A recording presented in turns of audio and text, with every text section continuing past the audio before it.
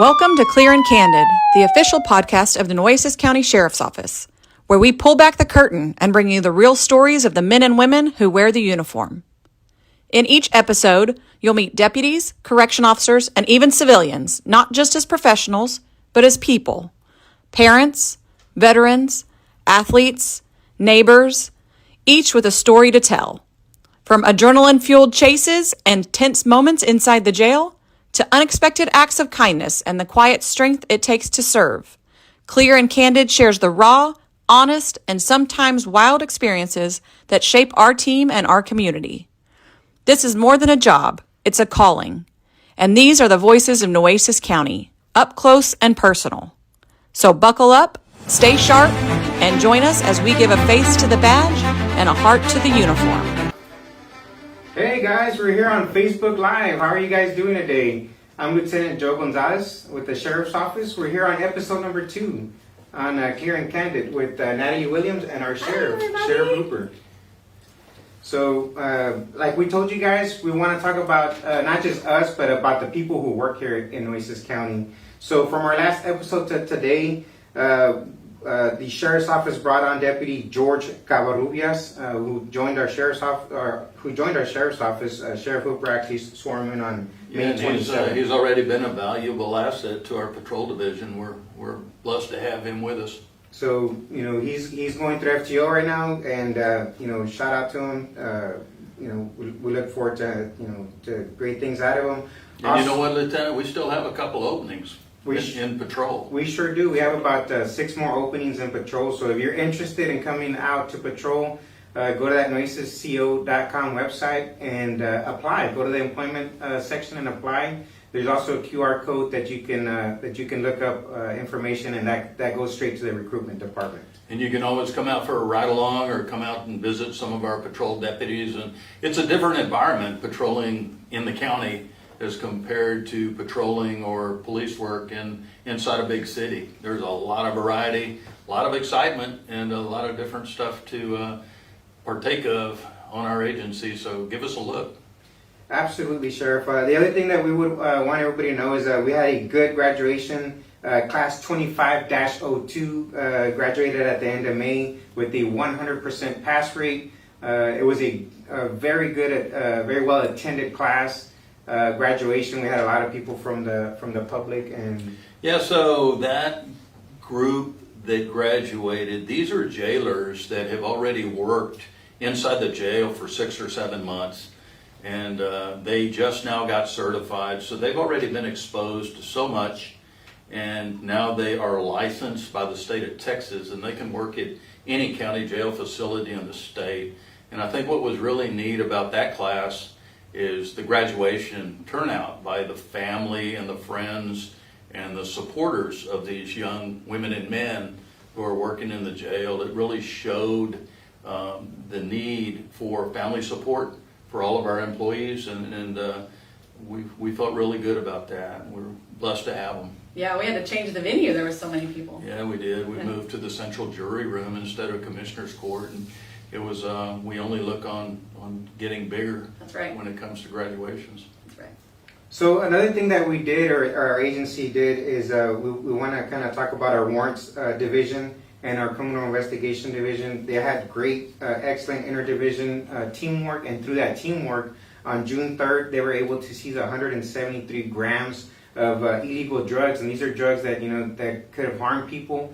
And so we're very proud of them, and we want to talk a little bit about the warrants and CID people. That work, it takes a lot of work to get to that point, and it doesn't go unnoticed. And we just want to give them a shout out and just kind of a lot of great collaboration between the different departments or the different divisions inside the agency. They communicate well. They work well together, and it's evidenced by significant arrests and significant drug seizures, like in this case. The other thing is on June 7th, guys, we had our Safe Summer Kickoff, and this is our first time we've ever done this.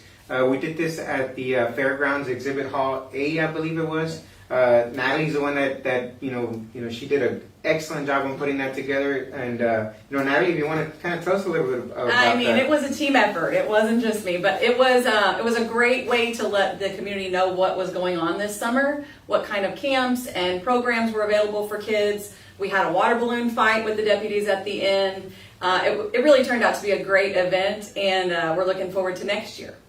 So my deputies got beat in that water balloon fight. They were outnumbered by all the kids that were attending, and they got hit pretty hard by those water balloons. But a great time was had by all, and Natalie and Jose and everybody involved did an amazing job. And it's our first attempt. It's another thing. We expect it to be a lot bigger next year, and it was kind of modeled after what we did with National Night Out and bringing together all of the regional law enforcement agencies. There was a great turnout by numerous other agencies in Nueces County that wanted to have that interaction, especially with the kids over the summer.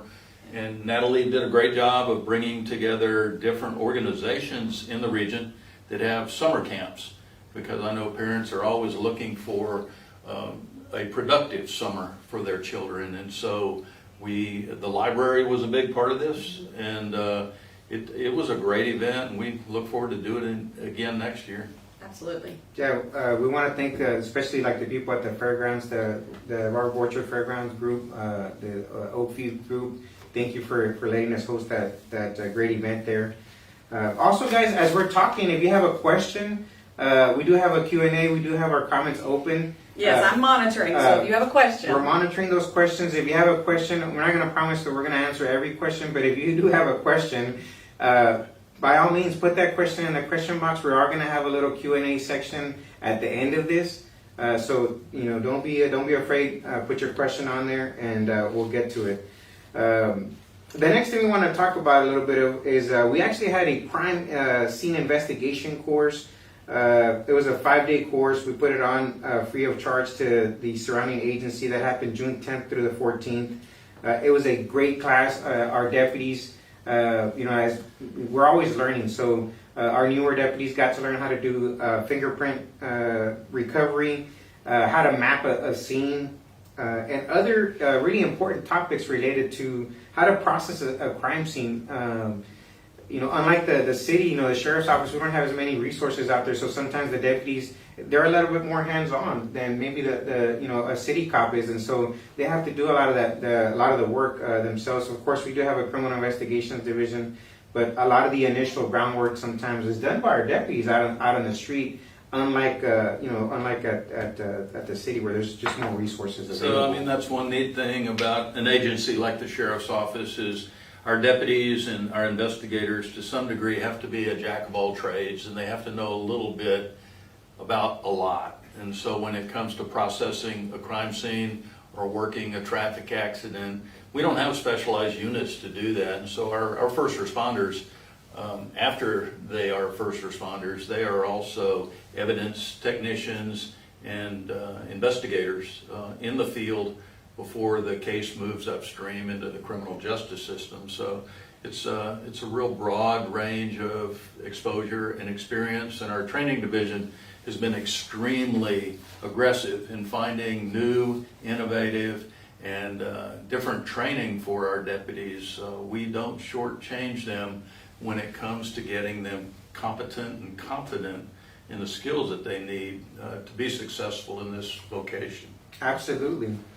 The other thing, on June 10th, we had the West Oso Youth Government Group. It was a group of high school students, and they got to speak to different elected officials at the Nueces County Courthouse. Obviously, they got to speak with Sheriff Hooper, and after that, we were able to take them on a very unique tour of our facility. They actually got to go through our tunnel. A lot of people don't know that we have a tunnel connecting the courthouse and the jail, which is completely secure. It's not open to the public, so they were able to experience something neat, and they got to talk to Sheriff Hooper. So these kids were like sponges. It was so much fun to interact with them. These are high school kids, and the majority of them have an interest in government or in some type of maybe criminal justice, but they were all so engaged and so interested in what we exposed them to, It was, you know what, I remember being in 6th grade and actually getting a tour of the old courthouse, the old dilapidated building downtown. I mean, they Don't actually, bring that up. they actually took a 6th grade class, and I remember that to this day, and I feel certain that these high school students are going to remember this interaction. And it wasn't meant to be a scared straight kind of a program. It was meant to be an exposure to this vocation that is public service, and what careers exist not only in the jail but all the way throughout. They got to meet with judges, they got to meet with prosecutors, they got to see all of county government, and so they were fun to have, and we look forward to doing that one again. Something we've done now for the last couple of years with the West Oso group. Yep, and we look really forward to doing that again next year. Another thing we want to celebrate is back on June 16th, we had 2 promotions. Sheriff Hooper promoted 2 jail corporals from corrections officers to the rank of corporal, and those 2 people was Corporal De La Fuente and Corporal Gomez. And so we want to, we want to recognize our people. So they've worked here at the jail for a while. They started off as a cadet. They went through jail school. They went through their training. They were a corrections officer for a while, and now they've been promoted to corporal. So they're advancing their career within the agency, and that's something that, like we said, we want to celebrate the people that work here, and we just want to. And those corporals are also called CTOs, correctional training officers, and they're a very significant piece of our business model because they have one-on-one contact with all the new hires, and so when someone comes in, that on-the-job training is supervised and regulated and promoted by these CTOs or these corporals. And those correctional officers are going to remember their training officers for the rest of their career, and the experiences that they had in this new environment with the leadership and guidance of these corporals. It's funny you say that, Sheriff. I still remember my CTO when I started working here back in 2008 or 2007. Who was it? It was Eddie Nunez. And tell me what about Eddie Nunez impressed you? So Eddie was very straightforward. He showed me what it was, and he didn't sugarcoat it. He told me exactly how it was, and to this day I still talk to Lieutenant Eddie Nunez, who's the lieutenant over the warrants division, and so. Like you said, Sheriff, it is very important. You're never going to forget who your CTO, your FTO was, and those are people that are very valuable to our agency. And they go through quite the selection process. Not everybody can be a training officer, and so when we do identify one, get them trained up, and then ultimately promote them to the position, it's a significant deal, and they're a big part of the formation of our future. Absolutely, Sheriff.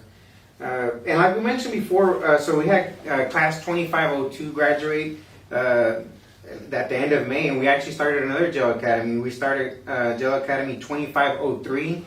We currently have 23 cadets in that class, and they're looking forward to some upcoming training of defensive tactics, firearms training, and of course academic coursework that's required so that we have a good passing rate for TCO, and they're actually in session right now. Yeah, the sheriff got to talk to him just right before we started. Yeah, very engaged group, great selection. Most of them have already been working in our jail for 6 or 7 months, so they know they have a understanding now when they go through jail school, the state mandated jail school for state licensing.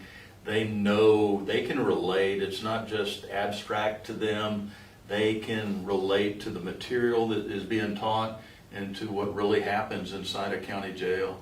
And so it's real interesting. After the COVID, we were about 80 correctional officers short. We were so short-handed, and through the work of our recruiting and our background investigation and our onboarding teams, we're now fully staffed. And with that massive influx of new employees, the training division has had to run back-to-back jail schools of over 20 at a time, because within 1 year, we have to get these employees licensed with the state of Texas. And so that puts a little stress on us, a little pressure on us, but we've been real good about doing that back-to-back jail schools, and it won't be long, we'll have the majority of all of the correctional officers licensed and certified. And like the sheriff said, basically we had to hire about 80 people, 85 people or so. And so that put the division, in basically an afterburner status. And we plan on keeping, the pedal to the metal, as they say. And we're going to keep pushing through and making sure that we meet that deadline and everybody gets licensed within the 1 year. And that's our goal, not only for the training division, but really as an agency, we want to make sure that we adhere to all the requirements by TCO, basically. And so we look forward to that. Graduation will more than likely be closer to the middle of July, and we'll keep you guys posted on that as time goes on. Another thing we really briefly wanted to talk about is we had a change in jail visitation.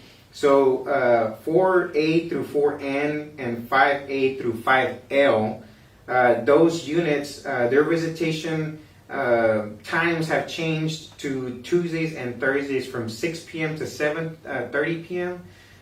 Since we do have a high population right now, we're sitting at 1,089, which is roughly 94%. This also helps the sheriff's office kind of, be able to better manage that visitation and making sure that everybody gets their visitation times. So that there's we don't have so many people all at once. And so that's something that we decided to do to kind of help the visitors out and give them ample time to visit, the people that they're coming over. And if you have any questions about visitation, you can visit our website. The details are on the app as well. So if you're not clear of when your visitation is, you can go to the app or the website and be able to find it there. And so historically, visitation has always been on Saturdays and Sundays. And so we're always looking for a way to accommodate family, because visitation is so important to these inmates. We find out that inmates in their emotional state and their mental state varies depending on whether they get visitors or not. So I would ask you, if you have a loved one or a friend here that's being housed in the Nueces County Jail, the main jail or the annex, check out the process. And if you haven't come to visit, please come to visit. It means a lot. And when the inmates are in a better emotional and mental state, it's easier for the employees. It's a better environment for everybody, a much more safer and controlled, normalized environment when the inmates are at ease in their own life. And a big part of that is visitation. Absolutely, Sheriff. So another thing that we just briefly wanted to talk about is since our last podcast, our patrol division, right? We don't have a traffic division, we have a patrol division. Our patrol division did 219 stops, and they answered 735 calls for service. And so those are service calls that get dispatched, 911 calls or self-initiated calls. So we had quite a few, 735. As far as the jail, it's 24/7. We had 1,068 people booked during that time, and we had 1,027 people released during that same time frame. The jail also responded to 543 different jail incidents, and so that's when something happens or a corrections officer has to do something. They have to do a incident report, and so the sheriff gets a copy of those, and our command staff gets those, and we look them over. So we had 543 of those. Hey, Lieutenant, going back to the patrol division, right? When someone calls 911 from inside the city limits of Corpus Christi, that call is answered by a Corpus Christi police officer. But if you live in Banquete, Chapman Ranch, Driscoll, Texas, or out on a farm on the way to Bishop, and you call 911, you deserve a same prompt and professional police response as someone gets when they live inside the city limits. And it's our patrol deputies that handle that, and they do it well. And their leader is Captain Roland Martinez. And Captain Martinez will be here at the next podcast. He'll be our next podcast. He just found that out. Natalie. I had to run it by him after the sheriff mentioned Natalie it. texted him and he said, "Guess what, Captain? The sheriff wants you in this chair a month from now." Surprise, Captain. Episode number 3, Captain Martinez will be on episode number 3. And he's a hoot. Y'all are going to like him. Don't forget about the livestock calls. You can't forget with the sheriff's office about the livestock calls. So go ahead. Not a lot of people know this, but every sheriff is responsible for, and this is by government code, a stray. A stray is usually a large animal that got loose, whether it's a bull or a horse or a hog. And so whether that big animal got loose out in the county or inside the city limits, it's the sheriff's office that has to go round them up. And we have pretty much a group of cowboys that are good at it. And so every now and then, we end up here at the annex, we have a pen, and we'll have goats and sheeps and hogs. Remember that cute little pony we had for a Yeah, we while? had a little mini pony that was just a mean little booger. She was nice to me. But we have a team that does that, and so what did we do in the last month as far as a stray? So we had 10 calls for service. So we actually our specialized division AIP and our Spurs division had 10 impounds for the last 30 days since our last podcast. And there's rescues out there for the horses, even for the hogs. There's people that'll take them. I don't know if it's about a barbecue or if it's about a rescue, but we do find homes. We don't maintain these animals. And there's a legal process too. When we impound an animal, we have to post public notice that such and such animal was seized by the sheriff's office, and you have, I believe it's 30 days, I'm not quite sure, you have a set period of time where you have to come claim your animal. So pay attention to that. A lot of times we'll post it on social media. It's always on the website. Yeah, it's on the website, and there's a bulletin board on the outside of the courthouse where these public notices are posted. So if you're missing a horse or a cow or a goat you really care about, check those public notices. And we really do try our best to reunite those animals back with their homeowners. Exactly. So Sheriff, now that we got through, our recap, Our housekeeping. our housekeeping, our recap for the month, can you tell us a little bit about how you started your law enforcement career? So it actually started in the 6th grade when I was captain of the school safety patrol at Smith Elementary, and I think even back then the seed was planted that I wanted to do something in public service. And so even throughout high school, I was a lifeguard, and I was always looking for a little excitement. And my first job was actually in the Nueces County Jail. I worked for Sheriff Solomon P. Ortiz in 1981, and I got a first-hand taste of the art and the skill of de-escalation, because that's what the jail's all about. It's not as violent a place as it's portrayed to be on TV. It's about de-escalation. We're housing a lot of people who we have to remember are not being housed for punishment. They're being housed because a judge says they need to be housed until their day in court. They can't make bail, they can't make bond. And so the most valuable thing that I got out of that 6 or 7 month stint in the county jail as a correctional officer in 1981 was that ability to de-escalate a situation. And that kind of benefited me. It very much benefited me for the rest of my career. And the career from there went to the Port Aransas Police Department and then the Corpus Christi Police Department for 35 years before I was appointed sheriff about 6 years ago when the previous sheriff resigned. And then I was elected sheriff 2 terms now. The first time in 2020, and then here recently in 2024 I was reelected. And so it's a different environment being an elected instead of an appointed. I think it makes you much more accountable to the people.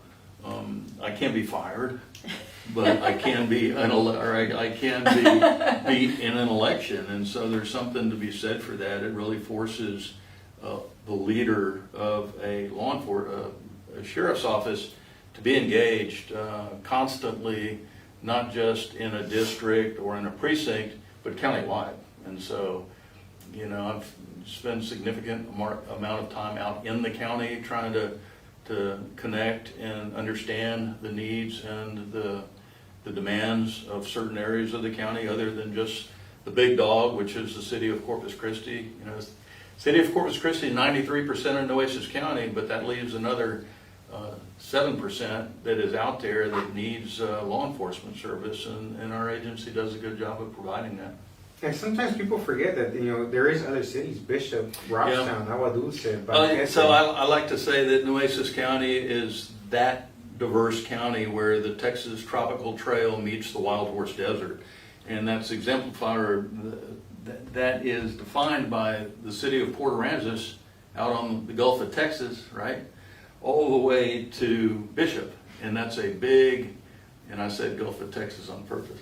But that's a very large and diverse county where the Gulf, Port Aransas, the little fishing village on the Gulf, and then you've got the Wild Horse Desert out in Bishop and Agua Dulce and Banquete, and it's a neat county, and I'm proud to be the sheriff.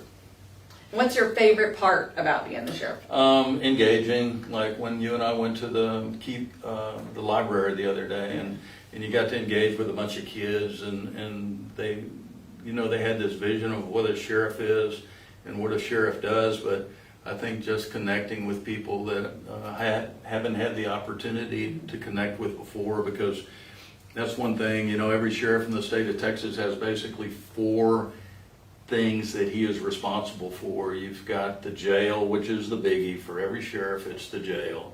It's the biggest part of our budget, and it's the reason why when I wake up at 3 o'clock in the morning, if I start thinking about it, I'm not going to get back to sleep because of an incident or something that happened in that jail. And then you've got the patrol deputies that answer those 911 calls in the unincorporated areas of the county. And then you've got the civil and the court process people, like the warrants and all the orders and demands that come out of the district courts in the courthouse. It's our officers that serve those papers and arrests based on those warrants. And then another very significant thing that every sheriff has to do is courthouse security. Something you probably take for granted unless you're standing in that line waiting to pass through security to get up to the court towers. But there's a lot of activity. There's a lot of all county business happens inside that courthouse. Absolutely. And every now and then we get somebody who's not happy. Maybe something didn't go right for them in court. Maybe it was a divorce. Maybe it was a child custody case. Maybe it was a criminal case where their loved one got sentenced to the penitentiary. And so that courthouse is a very volatile place. Things can go south or sideways pretty quick. And we have a crazy team in there, crazy good team in there that maintains peace and order inside that courthouse. And so that's, I enjoy managing all 4 of those elements of this agency. Well, Sheriff, if you don't have anything else, we would like to do a quick Q&A. So during Candid Q&A, if you guys have any questions, I believe there is 2 questions in the hot box right now. One of them is going to be, do we do ride-alongs? Is one of the questions. Absolutely. Not only we do ride-alongs, we do jail tours. And so whatever part of our agency you're interested in, if you have a group, give us a call. We can set you up on a jail tour. Or if you have an interest in how our agency works out there in the field, in patrol, give us a call. So you heard it from the sheriff. That was one of the questions. I think Mark Aguilar is the one that asked.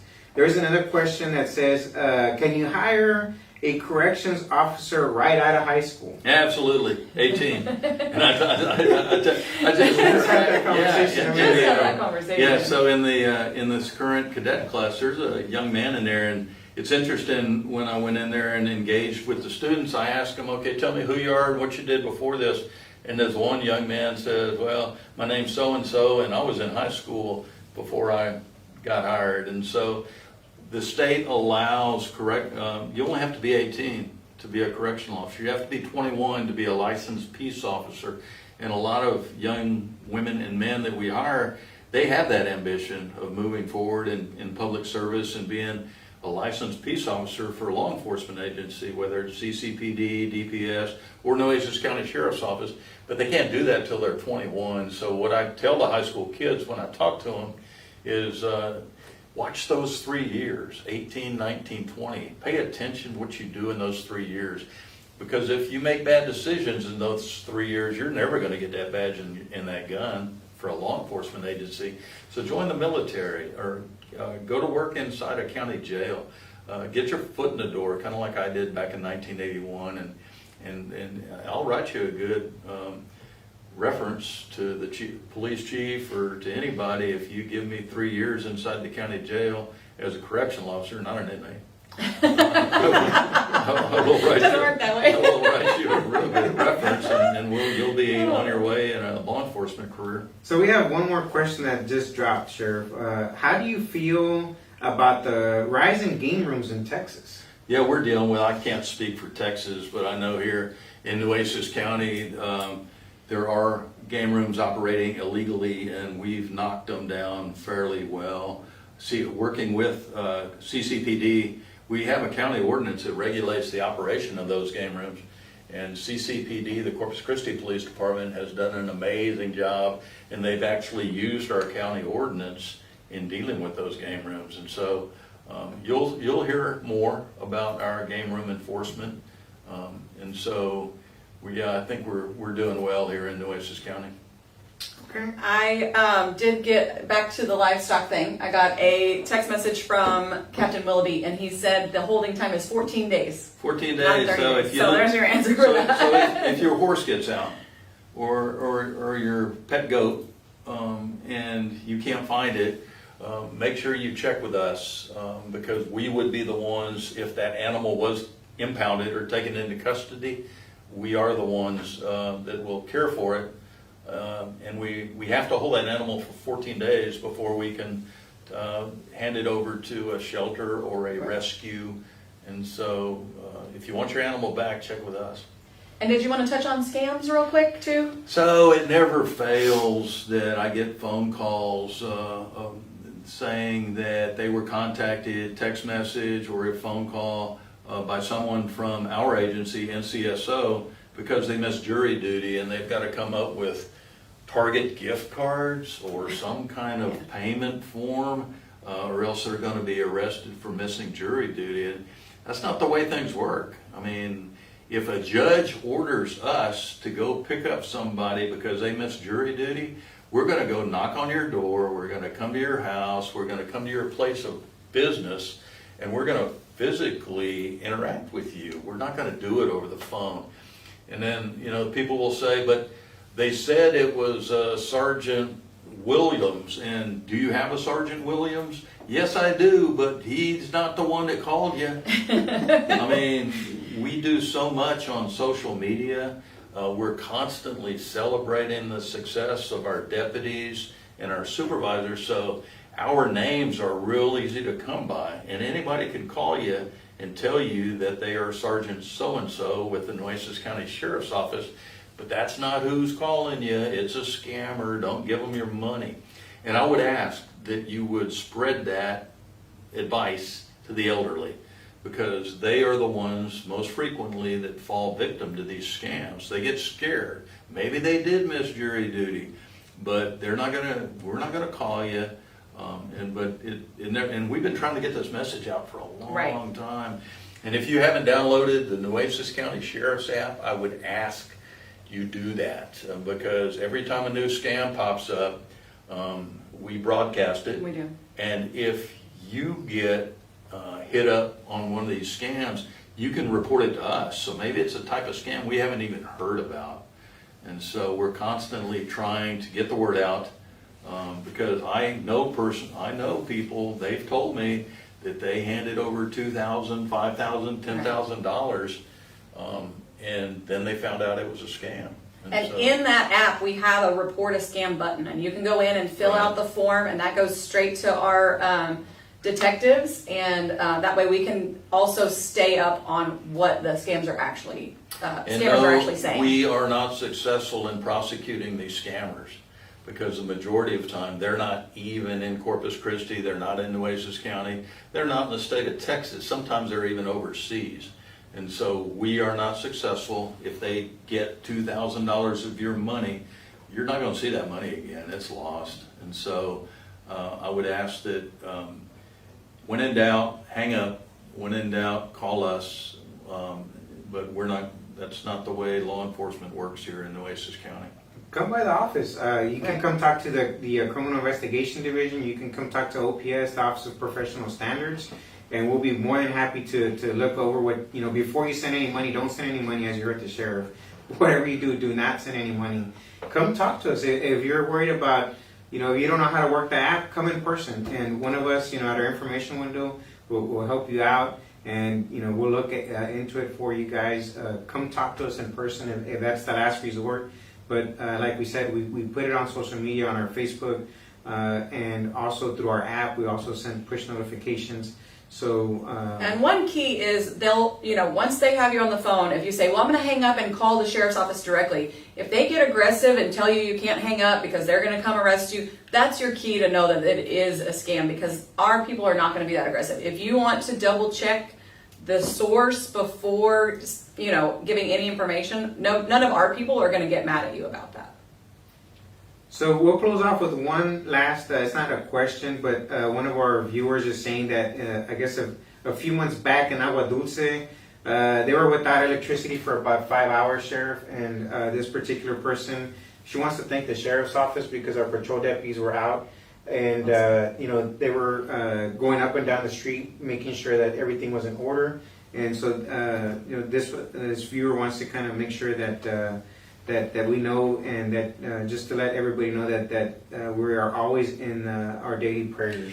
So, and we greatly appreciate that, and we do our best to watch over the disabled and the elderly who are out in the county. There's even a program, it's called STEER, help me out, State of Texas Emergency Assistance, I believe it is, and you can actually register if you have if you might be vulnerable in an extensive power outage, say after a storm, you can actually register, and our deputies will now have your address, and we'll know that after a storm or after an extensive power outage, we'll do a welfare check. We'll roll by, but we also have a great relationship with Nueces Electric Co-op, and we know when power is out in a certain area.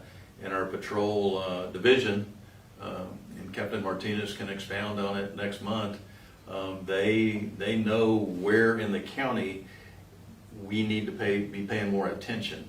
And so I appreciate the compliment for our patrol deputies, and I'm very appreciative and grateful for any prayers for our agency and our employees.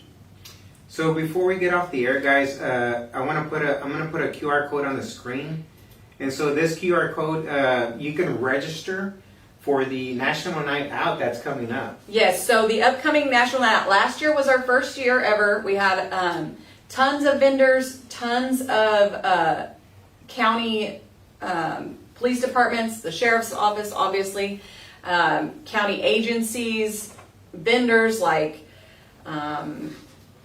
There was the library was there. We had people from like the stretch zone all the way to people from the base. We had almost everybody from the constable's office there. We had the county judge there. Petting zoo. All kinds of games. The Nueces County Sheriff's Association helped out. They had a photo booth. We had door prizes. There was about 3,000 people or so that were able to show up to the event, and it was great. And so we want to repeat that, but this time we want a little bit of a head start, and so we know that it's going to be on October 1st. Right. And so we wanted, and we're going to put that link back out on our social media, but we wanted to first put it out through our podcast. And so if you want to register or be a vendor. You want to be a vendor. So the thing about the vendors, this is a completely free event for the public. So vendors don't get to sell anything to the attendees. So you can let people know what you do. You can let people know about your business. Bring little trinkets to hand out, but we don't allow anyone to sell anything on site. Even the food at the event is free for the public. So this is a completely free event. We won't charge you for your vendor table, but you also don't get to sell anything. So that's key to know when you're signing up for that. All right. Well, thank you for coming on Facebook Live with us, and this is our episode number 2. As you heard the sheriff, we will have Captain Roland Martinez here next month for episode number 3. And thank you for watching, guys. And if you're watching this late, you can put questions in the comments and we'll try to get to them next time. That way we can make sure that we keep that line of communication open and answer any questions that you guys might have. Thank y'all.